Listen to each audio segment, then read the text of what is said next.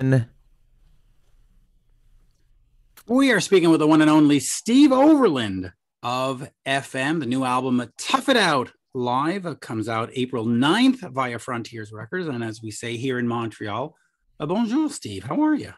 I'm very well, Mitch. How are you, man? You okay? Yeah, I'm doing great. I mean, I've been in an FM heaven world for the last little bit. I mean, if you look over here, I've got the FM. Whoops, you can't really see it. Let me see. I can see. We got that, and I've got the Tough It Out over here and the Italian job. I mean, I'm just overwhelmed with. You know how much money he spent on FM CDs in the last month? It's been incredible. A little over $1,000, but have you? Yeah, I have. That's amazing. It is because I've tracked down every single and everything, but. I do want to get started on this because here's one thing that I've noticed with the band, listening to it as much as I have is, and I was trying to tell Jeremy because he never heard of the band before. He's only 26 and he's like, I don't know this band. And I said, listen, it's a little bit like Honeymoon Suite meets Platinum Blonde meets Bryan Adams. That's a good description. That would that be well? But here's what I find interesting is that your guitarist at the time, not anymore, but Andy Barnett played with Corey Hart for many years. He did Sunglasses at Night. He did First Defense. So when he comes over to the band in 91 and he's written That Girl on Indiscreet, did he bring any of that Canadiana with him? Did he sort of introduce you to those sounds? Because there is a similarity.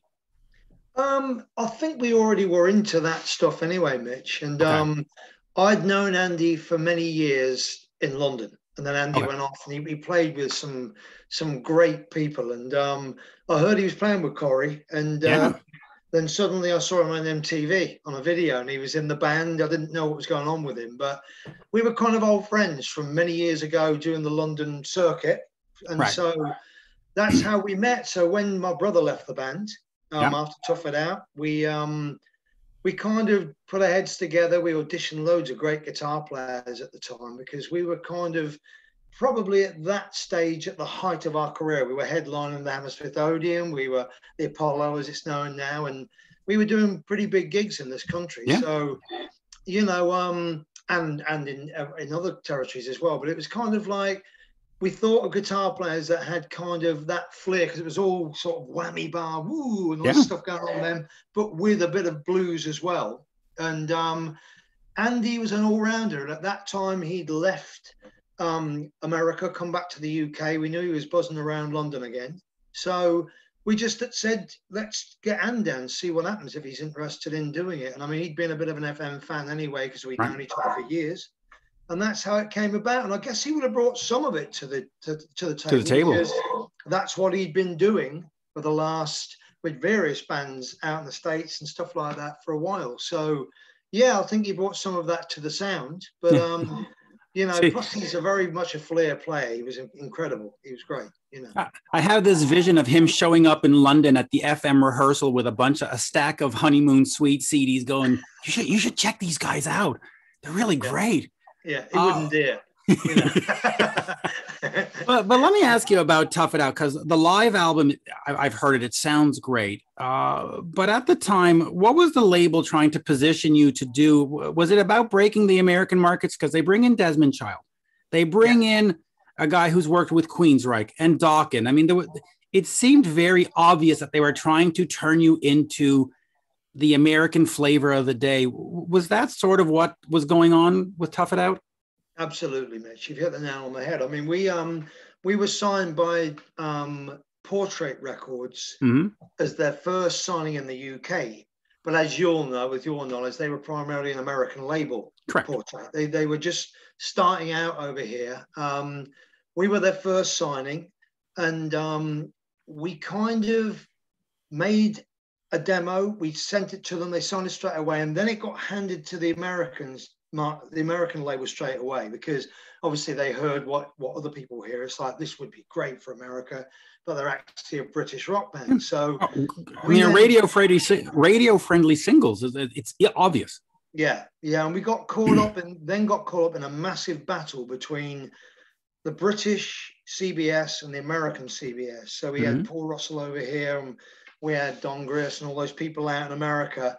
the American label wanted to take over the band and market it and do everything with it at that time. So we went out to the States to do TV and sort of stuff. And Frozen Heart from the Indiscreet album got a great play on radio in America, right. You know? And so it was a bit of a funny situation for us because we had the American label every time what they're saying, oh, you know, we need you to get American management, we need you to do this.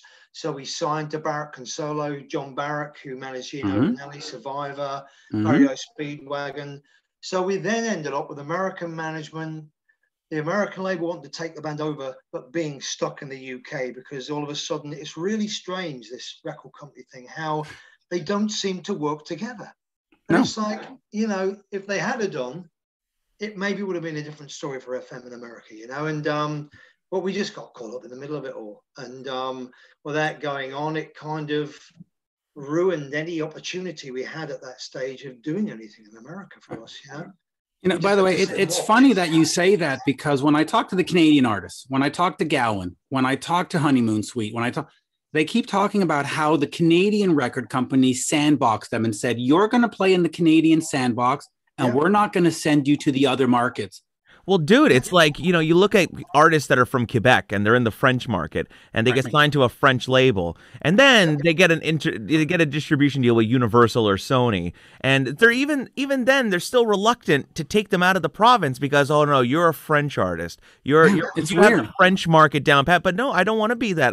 I want to be global. I want to, you know, even I want to be national. I want to get out of Quebec first off, but they pigeonhole you into this, you know, what they think is your brand, and you have to stay there, and that's it. And they're afraid to take a chance. You're dead right, Joe. And it's been really funny for us because we kept touring the UK, we kept touring bits of Europe in the same territories, and because we were successful there, it was almost like, oh, well, that's fine then. Because you're doing well now in those territories. Yeah, give them London and they'll be happy.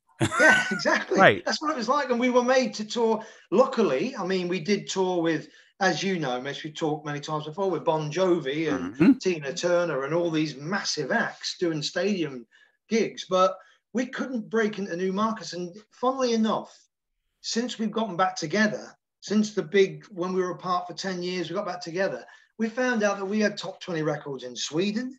We found out we had success in Greece, Portugal, Spain now is one of our biggest markets. Yeah. And we didn't go there until 5 or 6 years ago. And it's because they just didn't send us. It's like, no, Germany, you're doing well in Germany. So wherever they thought you were selling records, you just went to those territories. And it was just ridiculous. We'd be right. You know. So you wouldn't go and, you know, play to a new audience and try and develop a new audience at the same time. Of course not, Jeremy. Well, it'd be pointless. Yeah, exactly. Isn't it ridiculous? It's like you just keep playing. It's like, oh, we're back here again then. Great. You know, we're with Gary Moore this time, but we were here 3 months ago with somebody else. And, you know, we did work our way up to headlining fairly big gigs in those territories, which was great. But we were always thinking, are we not doing very well in Spain? Don't we sell any records in ever territory? And nobody ever talked about it. Nobody ever talked about it. It was like, we were like, what about America? Let's get back out to America. And every single opening in America that came up fell through. We had everything from big offers of things, and we tried to get visas. We didn't get the visa. Everything that could get in the way of us not being successful in America did. That just must be incredibly frustrating, though, because it's like, you know, I was saying to Mitch, you know, I just discovered you guys literally like a month ago, where Mitch started telling me, he's like, Jeremy, you love this music, this kind of stuff. You will love this band FM. And I fell in love with the music. It's fantastic. Oh, and, great, you know, Mitch and I were talking about, we were looking at Billboard chart positions and stuff. And I'm like, well, these guys have been around forever. They're still around and they've got amazing music. It must be incredibly frustrating to not have had that huge success on the charts, but still have such a big fan base.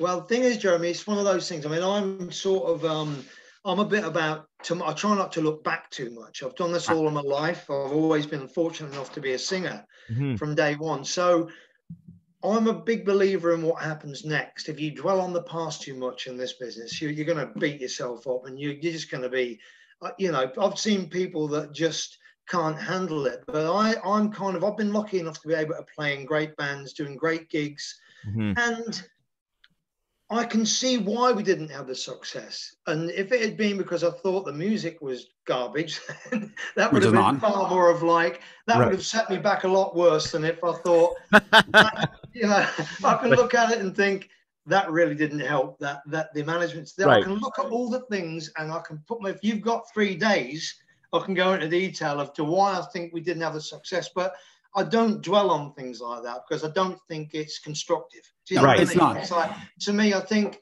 I'll look towards where I am now at this stage in my career, and the fact that FM are back up there and doing great gigs again, and great new albums now, you know, and that, I think that's the way to go with it, you know, and that's just me. You know, I think it's the way to look at it, you know. I want to bring you back to the live album, Tough It Out Live, but I'm going to start it off with a quote from Jim. He was asked, and it's on the FM official site. It says, "What is your favorite album to play?" And he says this. He says, "I love Indiscreet, a total classic.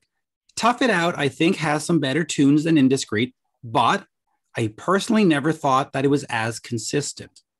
Mm-hmm. Let me ask you about that, because when you go to approach it live, do you have a sense of, okay, maybe there was some things that we could fix? And when you make this new live album that's coming out in April, do you adjust it any way, shape, or form? Do you add in parts and new, you know, drum fills and go, okay, let's beef it up? Or do you say, no, this is what the fans like, this is what they've loved, let's play it as it is?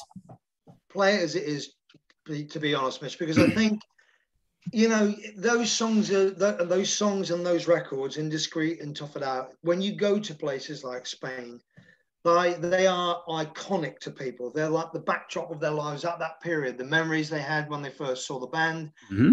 If you tamper with it too much, if we were going to do a remake of the album like we did Indiscreet, we may change things, change solos, put different sections in. But we basically, the deal was that we went out and we played that album in its entirety.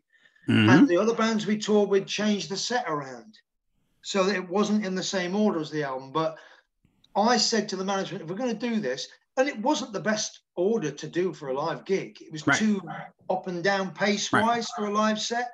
Mm-hmm. But I just think, to me, it was like, we have to play the album as it was. Because people would be going, people will be going, it's Can You Hear Me Calling next, and they've never played that live. I can't wait to hear that. So if you then did that second in the set, they're like, all right. You know, because that's not where it is on the record, is it? You know, it's like, so I was insistent that if we're going to do this, we're going to have to really soldier on through it, even though you got a ballad maybe for your third song in the set, which you wouldn't have. We need to play this album as it was played, to show 30 years later we can still play it properly, you know, and not change it around. Well, I can still sing it of a fashion, you know, and it will be like, people will go, blimey, you know, it sounds like the record, and it's as the record was. And I was insisting, we're going to do these kind of things where you go out and say, right, we're going to play the album as it was in its entirety. I think you have to do that. I think you've got to get, because people are waiting for that song to come next. Yes. So you're trained. You're trained to hear it in a certain order. I mean, you just are. Yeah. But let me ask you this about this, because you mentioned Indiscreet. You redid Indiscreet, obviously. Mm-hmm. And I don't know if this is a compliment or an insult, but I really love Indiscreet 30. I just think it's fuller. There's more texture. I prefer to the original. I don't know. Is that bad to say that I prefer to the original?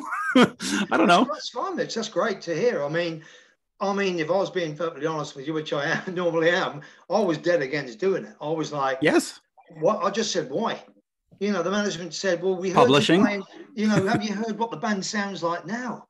It's got so much more go in it. It's like, you know, it's got, you know, it's a much bigger sound than it was then, you know, and I'm like, yeah, but all these fans, they've been listening to this album for years, that we're going to get absolutely ripped to pieces if we re-record it differently and change it. And they basically made us put a couple of tracks down, the management. We were in the studio doing, oh, blimey, which one would it have been? It might have been Heroes and Villains. We were recording an album at the time. So we banged down That Girl one night, just as we would play it live now. And they put it up and they said, there it is. That's what I mean. Does that sound like the old Indiscreet? And I said, well, no. They said, well, the fans want this. So basically I was they were right. You know, I was browbeaten into doing it. And I was waiting for the bad reviews. When the album was, I thought we'd done a great job on the album, don't get me wrong. I changed some of the vocal licks. I've changed a few things for better, for worse. I didn't know at the time. I thought they're either going to rip me apart with this, or people are going to say, do you know what? I hope people would love both of them in their own right. That's what I was hoping from it, you know. And they did. People much preferred it. Some people did say, you know, why did you do that? But you're going to get that because to them, they've been listening to that old sound that we had back then. But it's a great album, but if I have to choose, I'm going Indiscreet 30. Well, that's great. Sorry. That's great. Then you've just proved me wrong from the off, haven't you? You know, I just kept my mouth shut and just phoned you. So what do you think, Mitch? You know, see, that's the thing, Steve. You know, most of the time, 99.9% of the time, the best A&R guy is a fan. Yes, well, they always are, Jeremy. The best A&R guys, because A&R guys aren't your best A&R guys, are they normally? You know, so, no, usually not. If you don't talk to fans, you'll never give. The people that buy your records are the most important people because they know what they think your band represent and what they want to hear. So you need to get. So if a fan says to you, "Cool, it'd be great to hear you do something slightly bluesy or something slightly rocky," you need to take that on board. Because they've got all of your records and they play them. Yeah. So if you're missing a trick, you need to know it. And the great thing about fans is they are honest. Oh yes, they are. Yes, they are. It, you know? So yeah, and especially because the fans are a lot of the time the fan is even more familiar with your material than you are. Yes, most of the time. Of the time. Well, because usually a band makes an album and they forget about it, and fans, we study it for 10 years, for 20 years, for 30 years. But here, I'm going to go back to Tough It Out and Tough It Out Live. Jeremy's a huge Mutt Lange fan, huge Hysteria fan, and of course, Nigel Green. Nigel Green had his hands on Tough It Out. What did he bring? Because he was coming off of Hysteria when he gets to your album, basically. Yeah. What experience does he bring? What advice does he bring? Thanks for stealing my question, by the way, Mitch. Appreciate it. Well, no, you're going to do the follow-up over me. I shouldn't even be here at this point, Steve. You carry on, man. You carry on. No, it's Nigel was fantastic because obviously the best thing if you can't get Mott to do your record is to get the people that mix them for it. And so when we finished Tough It Out and the tracks had gone out to America, and everybody was like, this is amazing. And we were just saying, we basically said, you know, we either want Mike Shipley or we want Nigel Green, or if we could get Mott to mix it, it'd be great. And so we decided at the time that the most active person with Mott was Nigel. Nigel was doing all the stuff Mott was doing. He heard the stuff. He loved it. And so we were originally going to get Neil to mix it, Neil Kernan, who had produced it, the album. And Neil did a couple of the tracks that went into films, like Burning My Heart Down went into the On Eagle film, things like that. So he mixed it, but then we went back and got Nigel to mix the same song just to compare them. And I mean, Nigel's mixes, he's just incredible. I mean, just to give you a story on how he works, he did it at Battery Studios where he did the Hysteria. Yeah, exactly. Stuff. And you'd go down there and it was the weirdest way of mixing a record I've ever known. You'd walk into the control room, he'd let you in, but it was like shh, shh. And he'd have NS10s, Yamaha NS10s either side of him. Yeah. He'd be leaning between the speakers and it was so quiet, you could barely hear it at the back of the studio. And he'd just be there and he'd have an SSL and he'd just be doing his stuff. And you'd be thinking, how the hell can he mix a rock? How can he tell that this is sounding okay? Because it was so quiet. And he'd be listening to things. He'd start on the bass drum and it'd be going. And I'm like, I'm sitting in the back. What's going on? What can you tell? Wow. And then at the end of a mix, he would say, "Okay, guys, I'm going to leave the room now. So if you want to have a proper listen and blast the track, then." He'd say, just there you go. I'll put it on. I'm going to leave the room. And you'd put it on. You turn it up, and it would take your head. It was the most amazing mix you'd ever heard in your life. But the mix, apparently, that's how they used to work with Mott. It'd be minutely quiet to make sure that every frequency came out, and so you're not colouring the sound. Right. The speakers aren't colouring the sound in any way. It makes sense. You know, yeah. It's funny because you can tell the difference when you listen to a record that's been mixed quietly versus somebody that was blasting their monitors all coked up in that studio, because the dynamics are just completely night and day. You listen to Hysteria, with everything going on, you listen to Tough It Out, with everything going on, it's incredibly dynamic and fat sounding, and it fills the spectrum. Whereas you listen to other rock records that were coming out, not mixed by Nigel or the Mutt team, and it's like, oh. Brick walled. Just yeah. The problem you have is if you mix an album really loudly, everybody that listens to it should really be listening to it really loud, very loudly. And the problem is you can't. No. You can't listen to your albums at the level. I mean, I've been in mixing sessions with various producers and engineers where it takes your head off and it sounds amazing. And you leave the studio. I remember being at CBS, you take it out and you're on the way home. You're so excited. It's like, listen to this. It's amazing. You put it in your car. It's like, all right.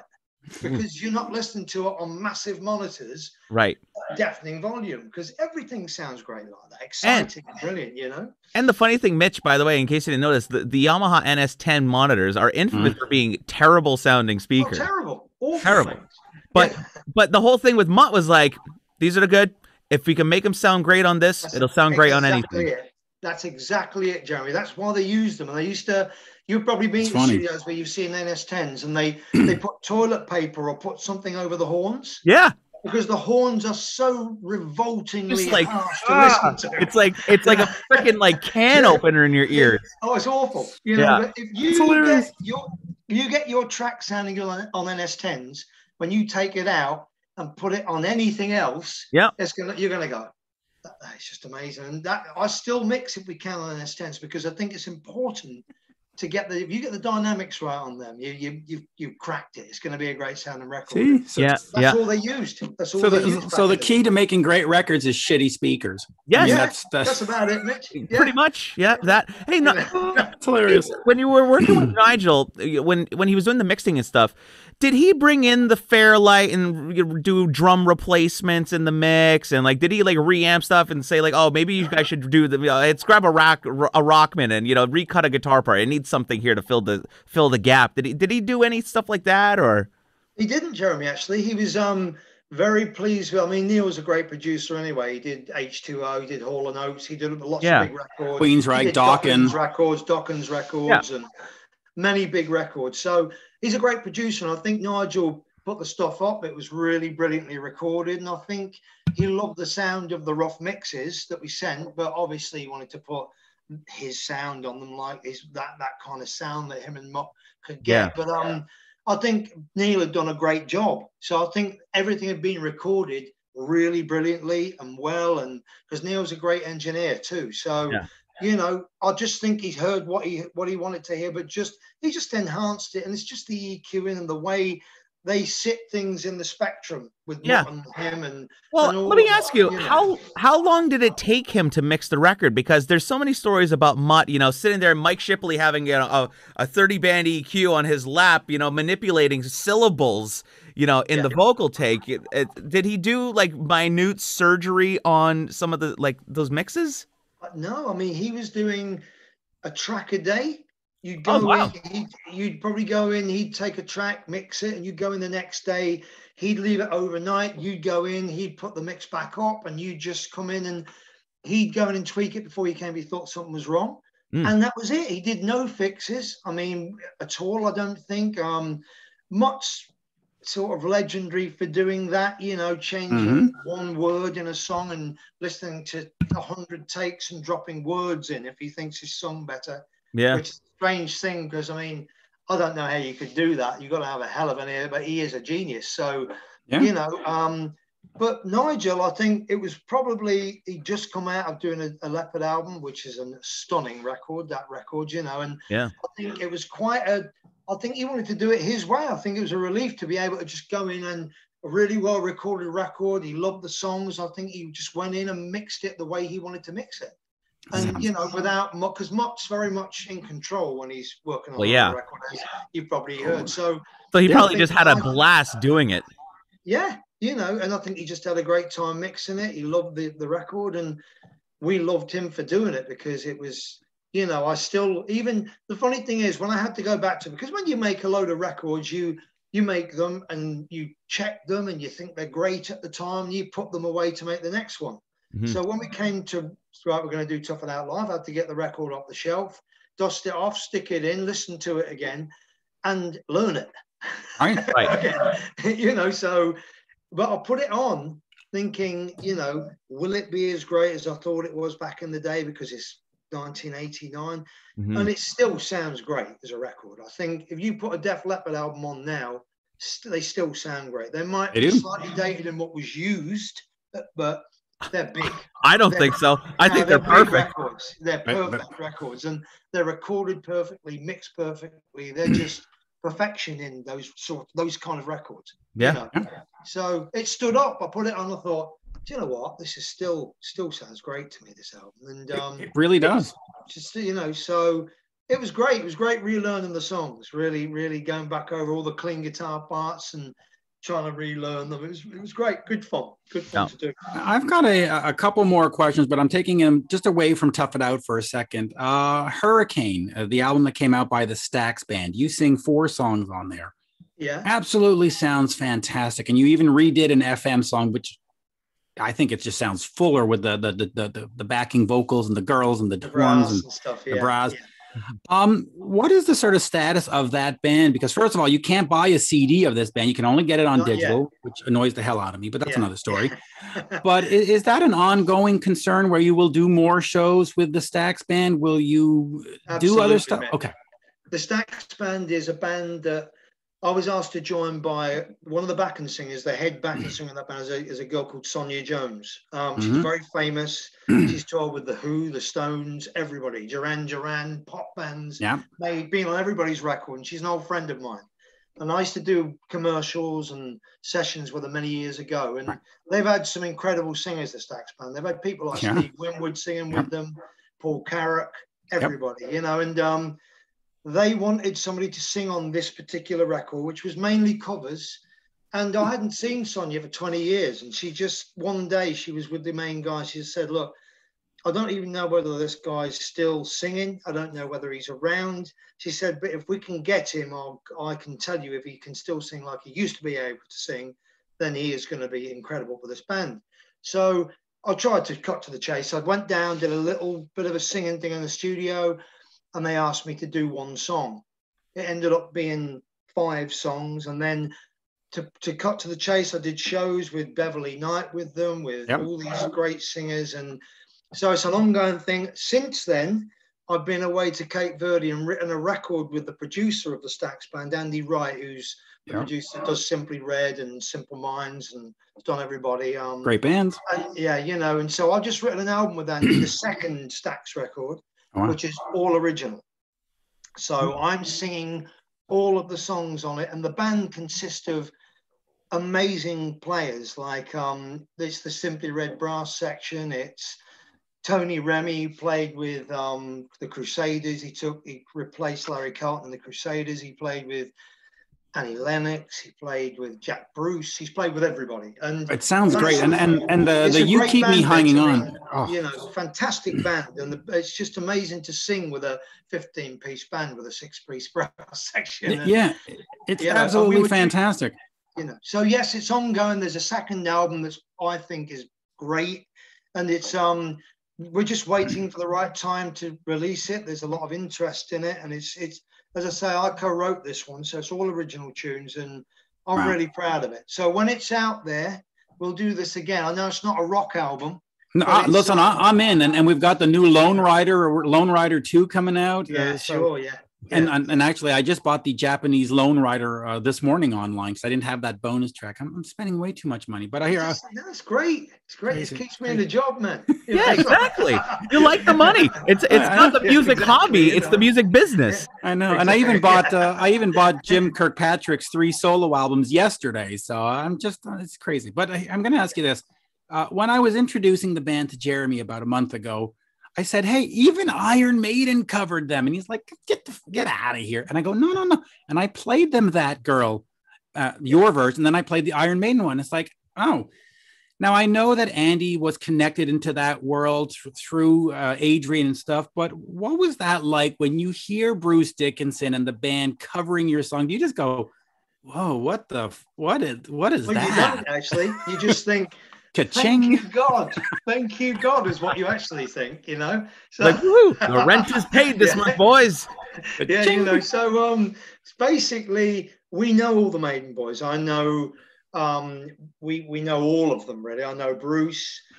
I know Adrian from many years ago because he played in a band with Andy Barnett, funnily enough, when we did the circuit, band called Urchin. And, you know, we know Yannick. He's a big friend of Merv's, and they come to gigs.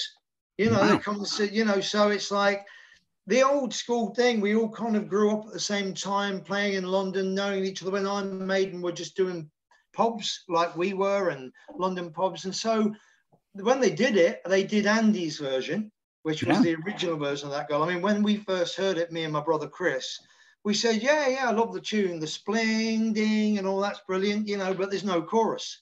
Right. And that was the Iron Maiden chorus. I just thought it didn't have a chorus. So me and Chris sat down and came up with that girl with the eights on the keyboard and all that stuff. So good part. Yeah, you know, it was just it's great. I mean, great to hear Maiden covering it. Having them covering a song is great for you.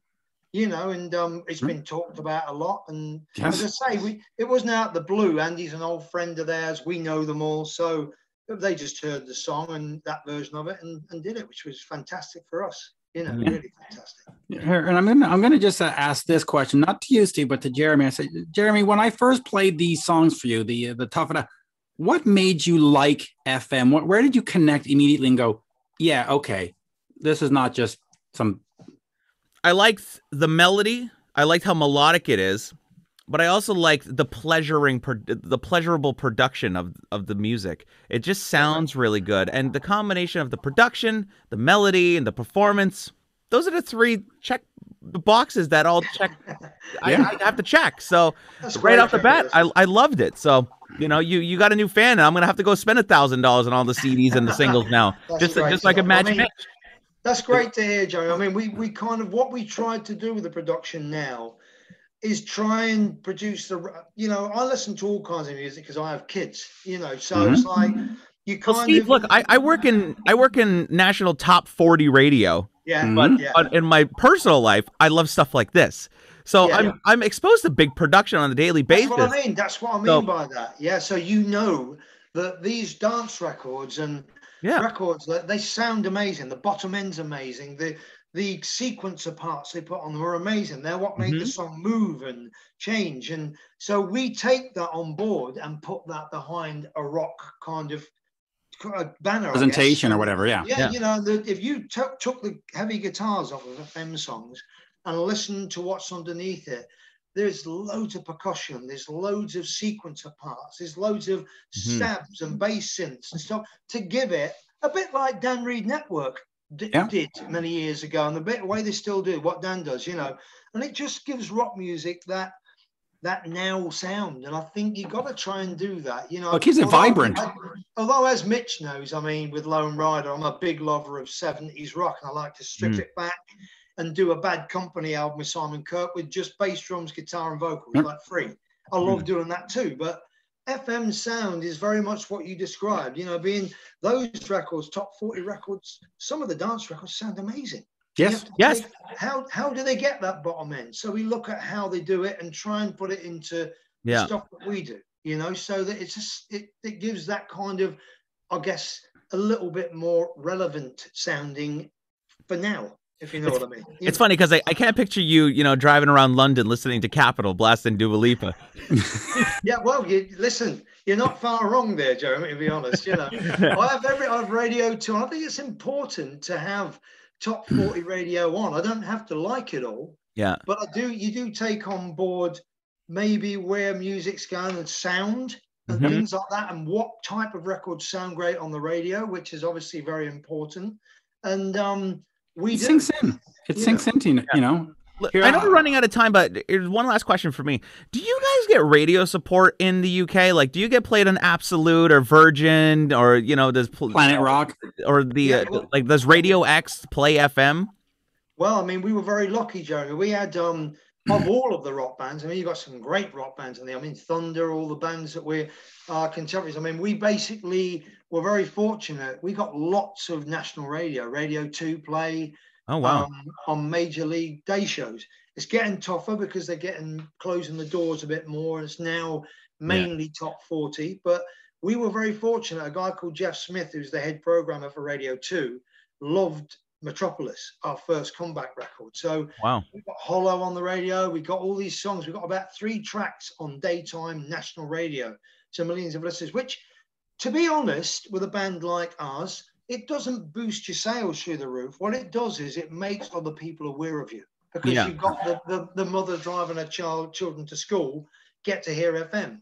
We always got rock shows on all of the radio stations, and so Planet Rock are great. They're great supporters of ours and play our stuff, and we're very fortunate they've been great with us, you know. But yeah, we've been lucky, to be honest, Jeremy, with National Rock. For a rock band that isn't Bon Jovi, Brian Adams, or something, which is they play anyway, we've been lucky to get it. We've had it. But I mean, you know, if Chris Moyles or Chris Evans on Virgin played FM on the morning show, I mean, it would probably be a big thing. Oh, amazing. I mean, we got Steve Wright, we got the breakfast shows, we got all of that stuff on national radio, which what made it relevant to me was like, you get your auntie phoning you up saying, oh, I've just heard you on the radio this morning. She's doing the hoovering, which they've never heard me on the radio because they listen to radio too, you know, right? Not like the rock shows. So it just took you to a different listener, which is what you need to do. You know, it's what you have to do. And it's great. It's great. We've been very lucky with that too. So, which is why I guess we're still here after so long, you know, and still doing it. So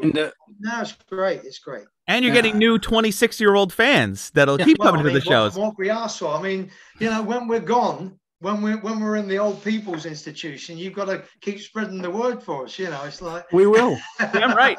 Yeah, and I'm going to go with one more question, but since you mentioned Thunder, I'm just going to deviate a little bit. You did, of course, Shadow Man with Harry and Chris.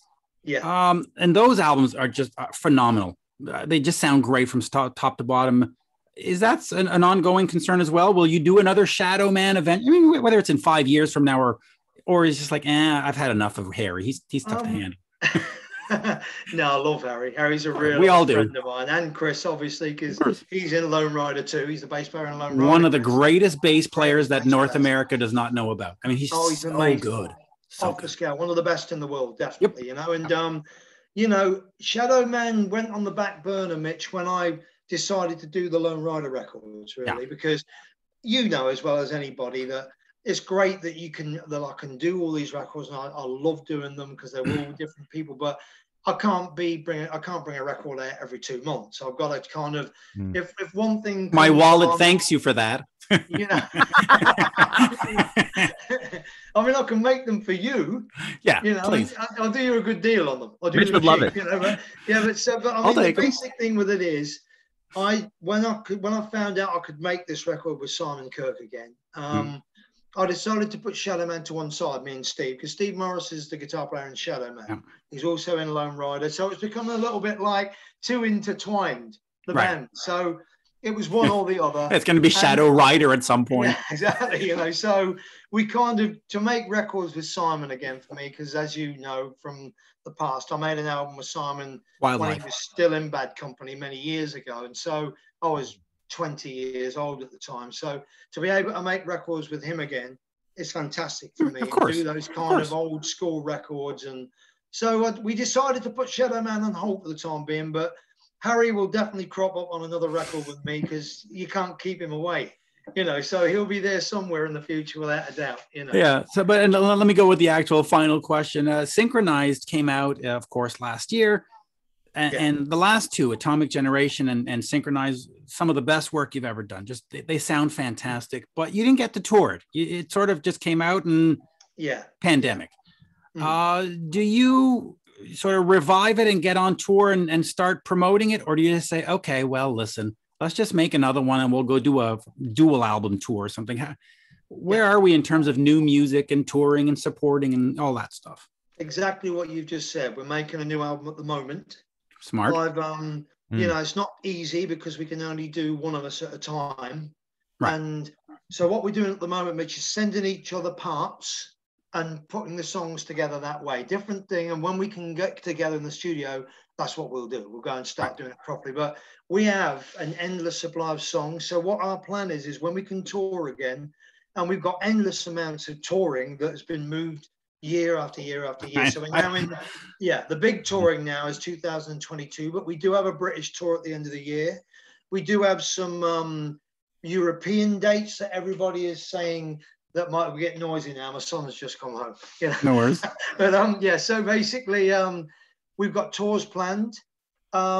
So our plan is to make a new record, which is sounding great. The songs are just rolling out because we've had time, lots of time to do this.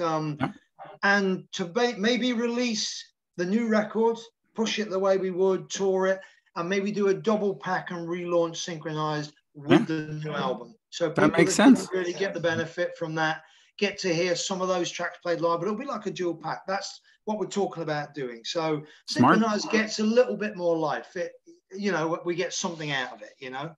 Yeah. But we're not going to just sit back and go out and tour that record because the main fans have already bought that record, you know. So we kind of we feel we need to give them another batch of songs.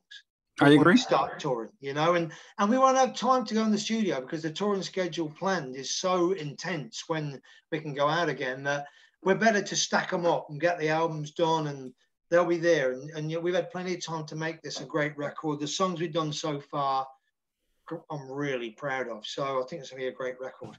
Yeah. Really I'm looking forward to it. Tough It Out Live, April 9th, it comes out. Jeremy, any last words? No, this has been the Rock Talk with Mitch Lafon, Steve Overland fangirl chat. It's been nice talking to you, Jeremy. Nice to meet you, man. Yeah, nice to meet you too. We'll have to do this again. I'm really looking forward to the album coming out. I can't wait to get the CD and put it in my car and blast the speakers. And well, hey, I bought the pre-order. I'm gonna get the signed version. So come on, Jeremy. Keep converting, Mitch. That's my point. Make us big in Canada. That's the point. We'll get there. I want to come there. We've never been. It's another territory we've never played in. Well, Mitch says when he wins the lottery, he's going to have Mitch Fest, and FM's going to come and headline. So. You know, the funny thing is I've actually said that I was going to bring over Inglorious with Nathan James because we love Nathan, Thunder, and FM and Honeymoon Suite. That'll be my thing, and I'm going to keep you for a weekend if I win the lottery. That's my plan. And Nigel Green is going to come and do the live sound. Yeah. Oh, well, that's an even better plan. That's right. Sounds good to me. I'll be there. Definitely. You know, Nigel Green was Shania Twain's front of house engineer for all of her big tours. Yeah.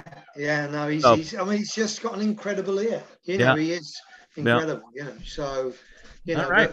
Great stuff, guys. Brilliant. Yes. Brilliant. Thank you, sir. Always a pleasure. All right. Same here, Mitch. Take care of yourself and keep converting people. Yeah. That's the point. Keep pushing it out on the socials every day. Thanks very much for that. Merci bien. Brilliant.